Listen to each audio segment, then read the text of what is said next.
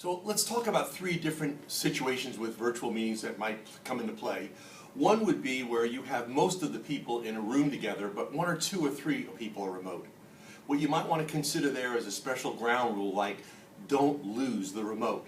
And then when you do things like round robins, make sure that you always start with your remote players, and perhaps even in the room you would have a name tent there for the remote team so that you will not overlook the few people that are behaving or participating remotely.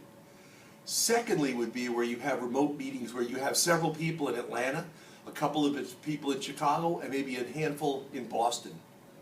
Rather than go to each person on the remote call, you would check in with Boston, Atlanta, LA, and any other city that might be there. And then finally, there's the situation where only you as the facilitator are remote. Our CEO, Michael Wilkinson, conducted a strategic planning monitoring session with 16 people in Poland. He had people at each of the tables with a webcam showing the 4 people at the table, and each tabletop had a representative that Michael would check in. So he would say, Team 1, how are you doing?